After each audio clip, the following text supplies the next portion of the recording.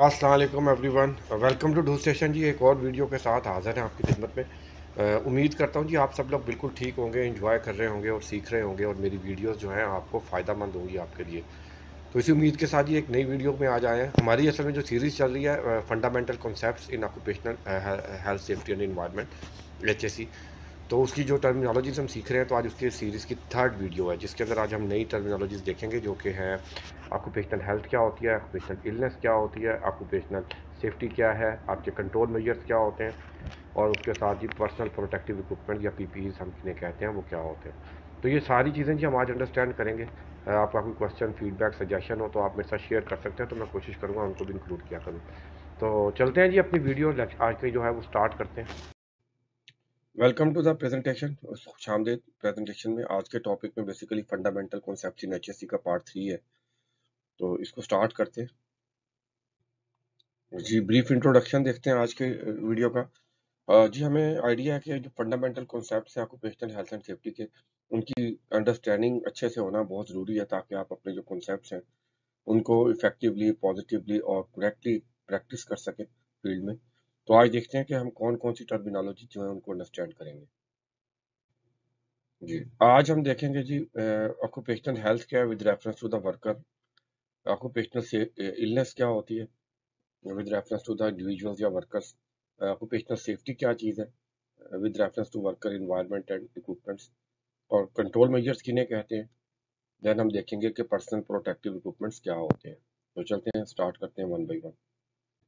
जी, अब सबसे पहले ऑक्यूपेशनल हेल्थ को डिस्कस करते हैं। तो ये क्या है, पहले डेफिनेशन देख लेते हैं क्या कहता है। Prevention, diagnosis, and treatment of work-related illnesses, injuries, and disabilities, as well as the promotion of the health, well-being, and productivity among the workers. Or simply saying physical, mental, and social well-being of the worker at the workplace. अब इसको understand करते हैं। Worker जो है वो basically क्या है, company का एसेट है। उसका एक कॉन्ट्रैक्ट है बिजनेस के साथ, जिसमें वो आपको अपनी सर्विसेज देता है, उसके एक्सचेंज में आपसे फाइनेंशियल बेनिफिट्स एक्सपेक्ट करता है। अब वर्कर को कॉन्ट्रैक्ट में कहीं नहीं लिखा कि आप उसको जनाब उसकी हेल्थ खराब कर सकते हैं। तो इस वजह से बिजनेस की ये रिस्पॉन्सिबिलिटी होती है कि जब आप उससे सर्विसेज ले रहे हैं, तो मेक श्योर करें आपकी किसी अंडरटेकिंग की वजह से, एक्शन की वजह से उसकी हेल्थ पर किसी किस्म का नेगेटिव इम्पैक्ट नहीं होना चाहिए। ये वर्कर की ऑब्लिगेशन है, रिस्पॉन्सिबिलिटी भी नहीं है, ऑब्लिगेशन है, कानूनी जिम्मेदारी है। देन जी, और भी इसके बहुत से फैक्टर आते हैं, लेकिन जो मेजर है वो कानूनी जिम्मेदारी। अब ये 3 तरह से हो सकती है जी। फर्स्ट ऑफ ऑल वर्कर की मेंटल हेल्थ आती है, फिजिकल हेल्थ आती है, जिसमें उसको बीमारी लग सकती है, इन्फेक्शंस हो सकती हैं, कैंसर वगैरह हो सकता है, ठीक है, डिसेबिलिटीज हो सकती हैं। देन मेंटल इश्यूज आ सकते हैं जी। उसको आपके ऐसे माहौल में काम करवा रहे हैं, वो स्ट्रेस में आ जाता है, उसका जो दिमाग है वो सही से काम नहीं कर पाता, उसके बहुत से अदर नेगेटिव इम्पैक्ट्स हो सकते हैं, उससे अदर बीमारियां जो है वो जन्म ले सकती हैं। देन जी, सोशल वेलबींग भी होती है, जिसका मतलब ये है कि जिस माहौल में वर्कर काम कर रहा है, आप उसको डिस्क्रिमिनेट नहीं कर रहे। माइनॉरिटीज होती हैं, जैसे कलर डिफरेंसेस आ जाते हैं, तो किसी तरह से तो सोशल वेलबींग जो है उसकी, कि आपने उसको सोशली जो है वो आज़ाद है, इंडिपेंडेंट है, उसको किसी किस्म की कोई डिस्क्रिमिनेशन फेस नहीं करनी पड़ रही। तो इन तीनों सूरतों की शक्ल, फॉर्म की शक्ल में आपने वर्कर्स को प्रोटेक्शन देनी है, मेक श्योर करना है। ये बस बिजनेस की रिस्पॉन्सिबिलिटी है, और इस चीज को ऑक्यूपेशनल हेल्थ कहते हैं। अब बिल्कुल सिंपल एग्जांपल से देखते हैं। For example, worker noisy area में काम करता है, तो आप वहां पर उसको ईयर प्लग दे सकते हैं, ताकि उसका जो है इम्पैक्ट्स है नेगेटिव, वो उनको कंट्रोल किया जा सके। ईयर मफ्स भी आ जाते हैं। देन जी, dangerous hazardous substances, chemicals, fumes, gases वगैरह के साथ एक्सपोज हो सकता है वर्कर। तो वहां पर हम फिर एज पर जो केमिकल होता है उसकी रिक्वायरमेंट्स के मुताबिक उसको रेस्पिरेटरी इक्विपमेंट दे सकते हैं, प्रोटेक्शन दे सकते हैं, मास्क दे सकते हैं, ठीक है। तो इस तरीके से ये मैंने आपको जनरल चीजें बताई हैं, ताकि हर जिसको भी आइडिया नहीं है फील्ड का, वो भी अंडरस्टैंड कर सके। इसके अलावा और फर्दर बहुत से प्रोसीजर्स होते हैं, और साथ में अगर क्रिटिकल एक्टिविटीज है, तो आपने मेक श्योर करना है वर्कर का जो ऑफ एंड ऑन जो है उसकी हेल्थ स्क्रीनिंग करवाते रहे, हेल्थ सर्वेलेंस करवाते रहे। उसकी मुख्तलिफ किस्म के जिस किस्म का नुकसान उसे हो सकता है, तो उससे मुतलका उसकी मेडिकल चेकअप करवा के रिपोर्ट देखते रहे कि हमारे वर्कर को किसी किस्म का नुकसान तो नहीं हो रहा। तो इस चीज को हम ऑक्यूपेशनल हेल्थ कहते हैं, जिसमें वर्कर की हेल्थ को प्रोटेक्ट किया जाता है। लो जी, अब ऑक्यूपेशनल इलनेस को देख लेते हैं, ये होती क्या है। Occupational illness, a disease or disorder that is caused by the exposure to the risk factors, conditions arising from the work activity. तो सिंपली जी क्या है, काम की किसी फैक्टर या कंडीशन की वजह से आप काम कर रहे हैं, काम से बाहर हैं, लेकिन काम की वजह से, किसी फैक्टर की वजह से अगर आपकी सेहत पर नेगेटिव इम्पैक्ट आता है तो उसको हम बीमारी कहते हैं, ऑक्यूपेशनल डिजीज कहते हैं, यानी कि काम से मुतल्लिका बीमारी कहते हैं। अब इसमें बहुत से फैक्टर्स आ सकते हैं, मसलन कॉमन हम बात कर लेते हैं, मस्कुलोस्केलेटल डिसऑर्डर्स बहुत कॉमन है। ये आपके मसल्स और जॉइंट्स के इश्यूज होते हैं जो with the passage of time आपको जो जाहिर होते हैं जैसे जैसे आपकी उम्र गुजरती है। अब ये क्यों होते हैं? ये ऐसे टास्क जिसमें आपकी रेपिटेशन आप बार बार कर रहे होते हैं, एक ही काम को एक ही तरीके से बार बार कर रहे होते हैं फिजिकली। फॉर एग्जाम्पल, वो वर्कर जो है सुबह से लेकर शाम तक कीबोर्ड यूज कर रहे हैं, स्क्रीन के सामने बैठे हैं, और वो जो कीबोर्ड के अंदर आपकी फिंगर या हाथ की जो मूवमेंट है वो रेपिटेटिव है। अगर आप इसको विद सेम पोस्चर के साथ जो आपके प्रोटेक्टिव प्रोसीजर्स होते हैं, गुड प्रैक्टिसेस होती है, उनको अडॉप्ट नहीं करते, लापरवाही करते हैं और कॉन्टिन्यूसली करते रहते हैं कुछ 5 6 साल 10 साल तक, तो हो सकता है 20 साल के बाद जो आपके हाथ है वो काम करना छोड़ दें या उनके अंदर कमजोरी आ जाए, आपके मसल्स वीक हो जाए, जॉइंट्स वीक हो जाए, और भी डिफरेंट चीजें हो सकती हैं। देन इस तरह मैनुअल हैंडलिंग है डिफरेंट। एक वर्कर है वो एयरपोर्ट पे काम करता है तो वो सिमिलर बैग्स आते हैं वहां पर, पैकेजेस होते हैं, उनको उठा उठा के एक जगह से दूसरी जगह रखता है। अब उसके काम के पैटर्न बिल्कुल एग्जैक्ट सेम है, रेपिटेशन हो रही है। तो उस सेम वर्क की वजह से अगर उसके अंदर एहतियात नहीं की जाती तो with the passage of time 5 10 साल के बाद हो सकता है उसके अंदर ये चीजें आ जाएं और उसकी जो अगली लाइफ है उसमें उसको डिस्टर्ब करें। और इस तरह बहुत से एग्जांपल्स हैं। स्क्रू ड्राइविंग, जो आपके ड्रिल्स वगैरह चलाते हैं। देन जी आपका हेयरिंग लॉस, नॉइजी एरिया में आप काम करते हैं, आप एक्सपोज होते हैं कॉन्टिन्यूसली, तो वक्त के साथ साथ आपकी हेयरिंग पावर जो है वो कम हो सकती है। रेस्पिरेटरी डिजीजेज आ सकती हैं जी आपको, मुख्तलिफ किस्म की, अगर आप ऐसे माहौल में काम करते हैं जहाँ पर आप डिफरेंट किस्म की डस्ट वगैरह को कंटिन्यूसली एक्सपोज हो रहे हैं। अस्थमा वगैरह और भी बहुत सी किस्म की खतरनाक बीमारियां, कैंसर वगैरह भी हो सकते हैं।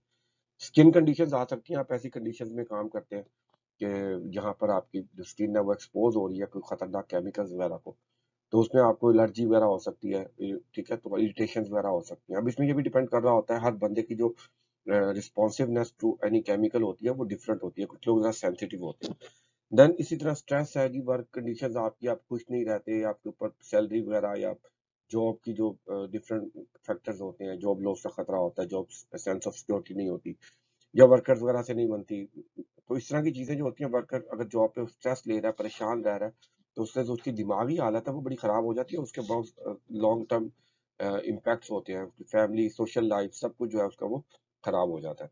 देन जी पोस्ट ट्रॉमिक स्ट्रेस है, अगर इसको कहते हैं जी पोस्ट ट्रॉमिक स्ट्रेस डिसऑर्डर। आपने कोई खतरनाक इंसिडेंट देख लिया काम पर, कोई बहुत खतरनाक एक्सीडेंट देख लिया, शौक ले लिया, आपके जहन में बैठ गया, वो अब आपको काफी हद तक क्या कर सकता है, तंग कर सकता है। इसके अलावा जी कुछ ऐसे काम होते हैं जिसके अंदर लेट्स सपोज आपकी हाइजेनिक कंडीशंस अच्छी नहीं है, ड्रिंकिंग वाटर साफ नहीं है, तो आपको जनाब क्या हेपेटाइटिस वगैरह की बीमारियां हो सकती हैं, हेपेटाइटिस ए बी सी, इस तरह डिफरेंट बीमारियां, टीबी वगैरह, ठीक है, तो इस तरह की चीजें भी आपको फेस करनी पड़ सकती है। देन ऑक्यूपेशनल कैंसर है जी, आप खतरनाक केमिकल, लेड है, एस्बेस्टॉस है, और भी बहुत से डिफरेंट किस्म के केमिकल्स हैं।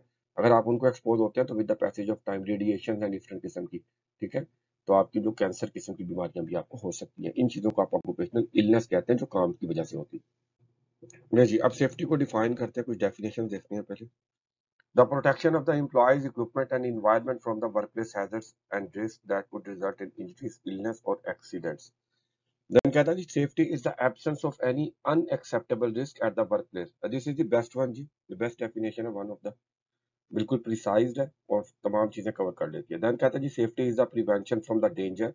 Safety is a condition of being free from the or minimizing the presence of significant risk, hazards, and potential harm in the workplace through the implementation of the preventive measures and practices. तो basically जी understand करते हैं simple definition. कहता है जी safety is the basically absence of any unacceptable risk. हम काम करते हैं जी जब हमारे बिजनेस में तो डिफरेंट एक्टिविटीज हो रही होती हैं, हर एक्टिविटीज के अपने अपने रिस्क होते हैं जो काफी डेंजरस होते हैं। तो आपकी वर्क प्लेस पर अगर ऐसा इन्वायरमेंट है जहां पर कोई भी अनएक्सेप्टेबल रिस्क नहीं मौजूद, तो इस कंडीशन को आप सेफ्टी कहते हैं। अब अनएक्सेप्टेबल रिस्क क्या होता है?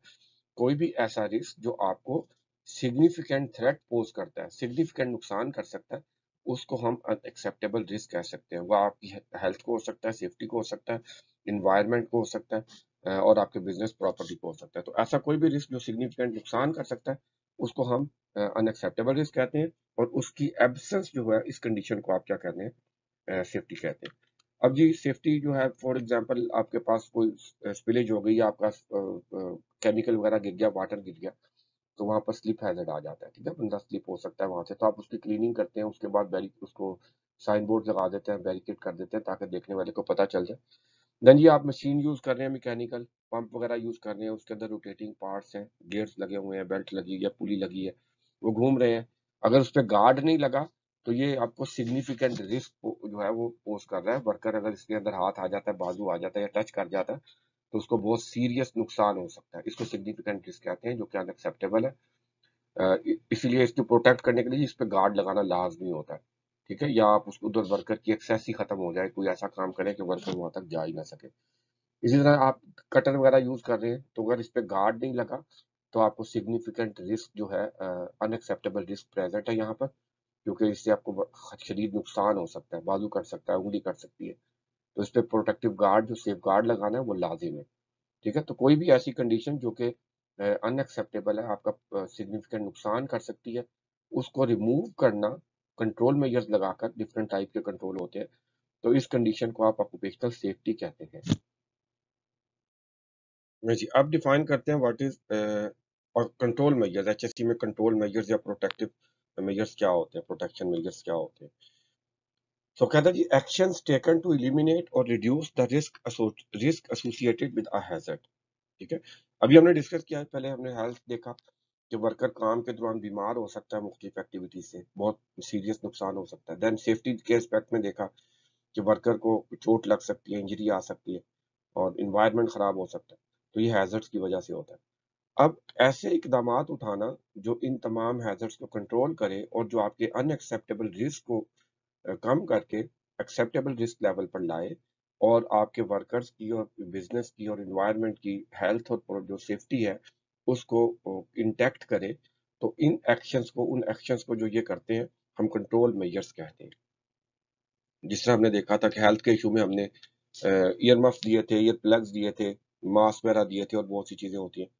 इसी तरह सेफ्टी में हमने जो है आपका पहले साइनेज लगाया था, एरिया बैरिकेशन की थी, गार्ड्स लगाए थे। तो ये सारी चीजें क्या है, ये कंट्रोल मेजर्स हैं। इसके अलावा प्रोसीजर इनकी टाइप्स हैं, आगे जाकर इंशाल्लाह आप देखेंगे। तो ये सब चीजें कंट्रोल मेजर्स में आती है जो कि अनएक्सेप्टेबल रिस्क को कंट्रोल करके एक्सेप्टेबल लेवल पे लाती है। जी, अब बात करते हैं what is personal protective equipment, PPE. Let's define personal protective equipment. Personal protective equipment is equipment worn to eliminate, minimize exposure to the hazard that can cause serious workplace injuries or and illness।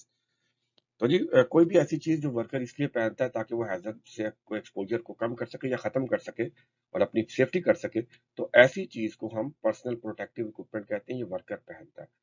तो इसकी जो helmet है, worker helmet पहनता है ताकि कोई चीज आ रही है ऊपर से या साइड से फ्लाई करके हाथ सर पे लगती है तो उससे बचा सकता है, बचा लेता है आपको। शूज हैं, आपके पाँव की प्रोटेक्शन करते हैं कंस्ट्रक्शन साइट पर, डेंजरस कील्स वगैरह होते हैं, बहुत बड़े बड़े शार्प ऑब्जेक्ट्स होते हैं, उनसे बचा लेता है। पत्थर होते हैं, उनसे बचते हैं आप। देन जी, आपके पास गॉगल्स हैं, आपकी आंखों की प्रोटेक्शन करते हैं। वेस्ट आपको आइडेंटिटी देता है, रात में ग्लो करती है, पता लग जाता है वर्कर फिर रहा है यहाँ। देन जी, ग्लव्स वगैरह आपके हैंड प्रोटेक्शन करते हैं। केमिकल्स के डिफरेंट टाइप्स के होते हैं, आपके हैंड की प्रोटेक्शन केमिकल्स वगैरह से करते हैं, शार्प ऑब्जेक्ट से करते हैं, हॉट ऑब्जेक्ट से करते हैं। देन जी, मास्क वगैरह डिफरेंट किस्म के डस्ट से बचते हैं, डिफरेंट खतरनाक केमिकल्स वगैरह से बचते हैं। देन जी, आप ये एक हार्नेस है जिसको आप पहनते हैं जब वर्क एट हाइट पे, ऊंचाई पे काम करते हैं, तो आप इसको अटैच कर लेते हैं पहनकर, ताकि अगर आप ऊपर से गिर जाए तो ये फॉल अरेस्ट सिस्टम होता है, ये आपको अरेस्ट कर लेता है, आपकी फॉल को रोक लेता है और आपको नुकसान से बचा लेता है। तो इन चीजों को जो आप वर्कर अपनी प्रोटेक्शन के लिए पहनता है फ्रॉम द हैजर्ड, उसको हम पर्सनल प्रोटेक्टिव इक्विपमेंट्स कहते हैं। जी, ये हमारा कंक्लूड हुआ। आज मैंने कुछ टर्म्स हमने डिस्कस की, उनका कंक्लूजन कर लेते हैं। ऑक्यूपेशनल हेल्थ, ये एब्सेंस ऑफ इलनेस और डिजीज को कहते हैं। ऑक्यूपेशनल इलनेस कोई ऐसी कंडीशन जो बीमारी जो वर्क काम की वजह से हो जाती है। सेफ्टी क्या होती है जी, एब्सेंस ऑफ डेंजर कह सकते हैं आप, या अनएक्सेप्टेबल रिस्क कह सकते हैं। कंट्रोल मेजर ऐसी अरेंजमेंट्स जो हम अनएक्सेप्टेबल रिस्क को या खतरात को कम करने के लिए करते हैं, अपनी वर्क प्लेस को सेफ बनाने के लिए करते हैं, उन अरेंजमेंट्स को कंट्रोल मेजर्स कहते हैं। पीपी क्या है जी, पीपी एक कंट्रोल मेजर है। ये ऐसे इक्विपमेंट होते हैं जो वर्कर हैजर्ड से बचने के लिए, एक्सपोजर से बचने के लिए या कम करने के लिए पहनते हैं ताकि उनकी सेफ्टी की जा सके, इन्हें पीपीज कहते हैं। ले जी, ये हमारा आज का टॉपिक था। उम्मीद करता हूँ कि आपके लिए बेनिफिशियल होगा, फायदेमंद होगा आपके लिए। आपके देखने का और आपकी जो सपोर्ट का बहुत बहुत शुक्रिया। तो मिलते हैं जी अगली वीडियो में इंशाल्लाह। तो तब तक अल्लाह हाफिज, अपना ख्याल रखें।